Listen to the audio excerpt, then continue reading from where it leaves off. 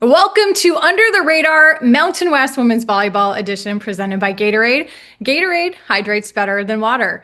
I'm Kelly Burke, and joining me today to talk about her journey to the Lopes in Phoenix is GCU sophomore setter Taylor Kubacak. Taylor, awesome to see you. Welcome. Hi, it's good Hi. to see you. Thank you for taking the time today. You originally committed to play volleyball at West Texas, where Kendra Potts was the head coach at the time. When she got hired by GCU, why did you decide to make the switch with her?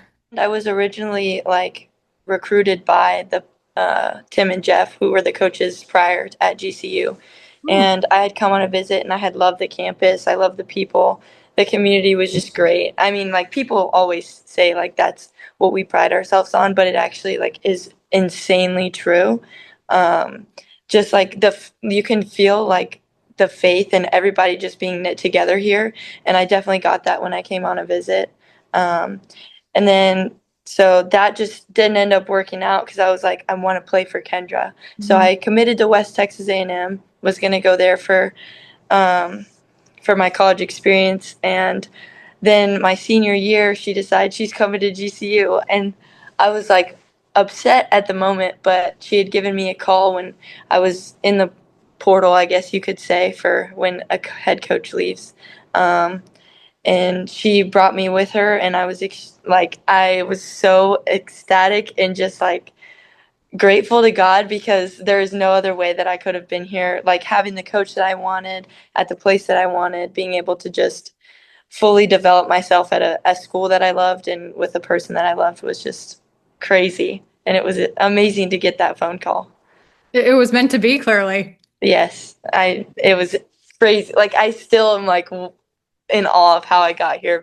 You're originally from Kerrville, Texas, where obviously this summer there was some horrific flooding, just tragically, there were a lot of lives lost in those floods, and then a lot of devastation too in your hometown. So I know your family, your immediate family is okay, fortunately, but how difficult was it to see your hometown have to go through something like that? I'll just tell you how like my day went when it exactly happened because I was at home. Oh, you were? So Wow. that night, yes, I had traveled home because my birthday is July 4th, so I was there, um, and it was the morning of, and it had rained the night before. So July 3rd, it had rained all night, and I just like thought it was a normal Texas night, like it always kind of rains in the summer sometimes, and then you wake up and it's just kind of dewy. But I was like driving to go work out.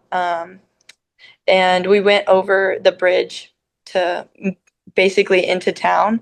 You have to like cross the Guadalupe.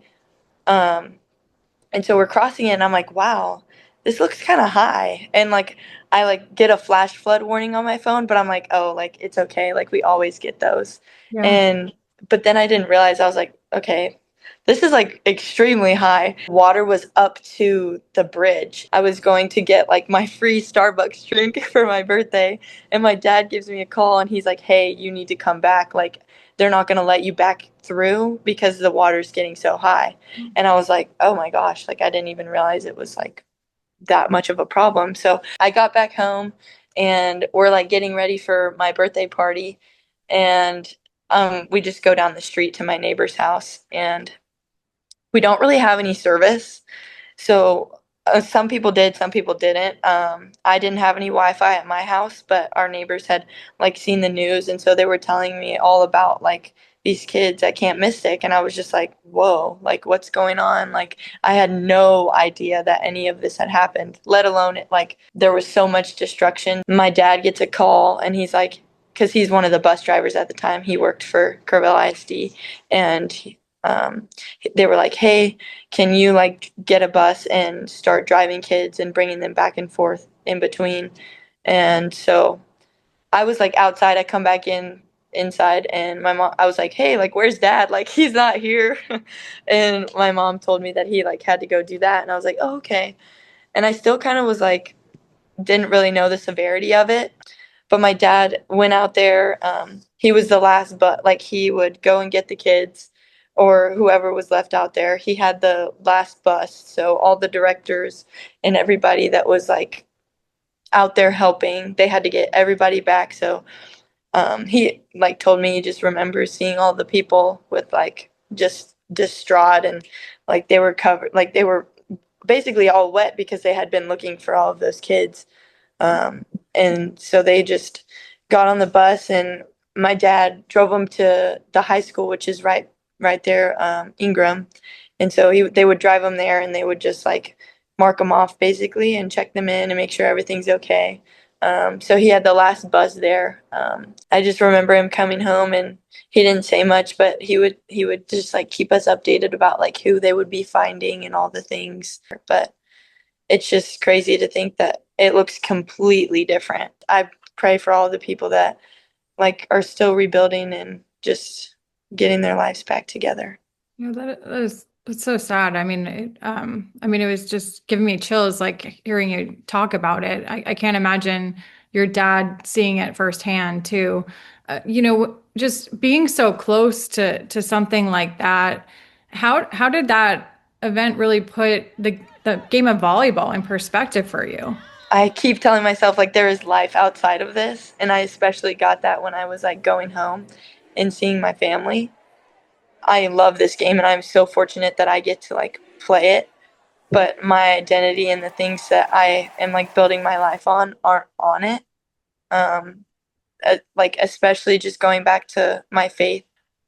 You can see how important your faith is to you. How did your teammates really pick you up during that difficult time? Not only of the flooding, but losing your grandma too. Um, they were they were a big help. It was hard because there's a lot of like, I'm just gonna be honest, like the last year, my aunt and my grandpa passed away the same time, and that was like my freshman year season, and I was just like, whoa, like all these things were new, and it was just like really hard to basically just get up and go to practice and then go to a game and then just like make sure I was staying like consistent and like level headed. And so coming into this year and having all of that happen, it was a lot because I was just like, it feels like deja vu, like I was just here, like experiencing this same thing with my teammates. But there's definitely like, I don't think I could have done it without them. Um, one of the like, I just want to show up the same for them every day. And it's just like, whoa, like, because every day here, I don't see the people that I had lost. Um, but I just see my teammates every day, and I love them. And so they keep my spirits high. I think that's where volleyball also puts it into perspective is like, I am so fortunate to be surrounded by people that I love every day, and they keep my spirits high even when I've had all these things going on. Because a lot of the times I really don't think about it or try to dwell on it, but God gave us emotions for a reason, so He wants me to feel it. He just has a funny way of putting these people in my life to make my heart so happy. And I thank Him every day for that because they truly, like my teammates, they probably have no idea how much of an impact they have on me, but they, I love them so much. You guys had such a tough schedule to open conference play this year, and you open 0-4 in conference, but then since then you've gotten on a roll here. Right. You have that giant win over the Aztecs. So what's really starting to come together with this team at the right time? My teammate Allie, she brought in this video off of YouTube, and I don't know who the man is, but he was just talking and just like very intentional with his talk, and then he just was like, always stay hungry, like no matter what, like you have to have what separates like the best teams is like the thirst for hunger and the wanting to work hard. And we were just like, yeah, like this hits pretty home because we were 0-4, and it was just like taking it into perspective, like we don't think that there's like a problem with us, like like it was just like, what can we do, because we knew we were a good team and we know like we can do these things. But I think it was just like the dog, like the grit that we needed to have. And after that, I think even for myself, we just like we're wanting that every day is just like stay hungry. Like we want to just keep getting better. And I think that's just like the best way to put it. Because we just didn't ever have like a pity me moment. It was just kind of like, what can we do to get better? Stay hungry, like stay locked in. Just because we've had 4 losses doesn't like we still have all of season basically. Like season goes on, and it was just like we just have to keep pushing. And I think everybody did a great job of that. As you can see, we got a huge win. So I just think like that just is a testament of how like we trust each other and how willing we're able to fight for each other. Taylor, you hold GCU's single season ace record since they've moved to Division One. You're one of the top servers in the entire conference. What makes your serve so difficult to receive? What's funny is when I was a kid, my mom, and my mom is a big part of why I play volleyball. She played in college and coached in college, and um, she just was like, Taylor, you are never serving underhand. And I was like, okay. And so I never got to serve underhand. And I just remember her like monotonously saying toss, step, contact, toss, step, contact. And then I didn't ever serve overhand. I mean, I didn't start jump serving until high school because I was just like, I don't even know how to do that. But I would, I guess it's like, I couldn't even tell you. Like, I just want to get an ace every single time I go back there. Awesome. Anything else you want people to know about you? I'm sure, like, a lot when people see Kerrville, they're probably going to think of that as the first thing. But Kerrville it's a small town, but it was awesome. I'm so fortunate that I got to grow up there. The community was awesome. Just like going to a high school where everybody knows your name is kind of like I like just looking back and at just amazed because I'm very fortunate that yes, it was a small town, but those people knew who I was and I got some great relationships out of it.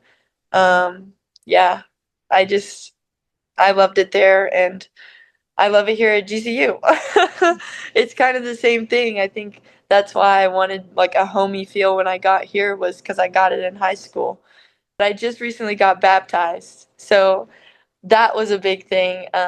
Ever since I got to GCU, my faith has grown abundantly, and I I get to situations like this where I have a platform and can speak about it, which is so awesome to me because I truly do have a heart for Jesus, and I just love talking about him. When I got baptized, they made a joke and was like, "Now you're on this winning streak. How does it feel?" And I was like, one, that's not why I did it, but it's kind of ironic that Jesus wins all the time. And Well, continued recovery and well wishes to your hometown, of course. And I'm yes, ma'am. excited to see what you and the Lopes can do the rest of this regular season.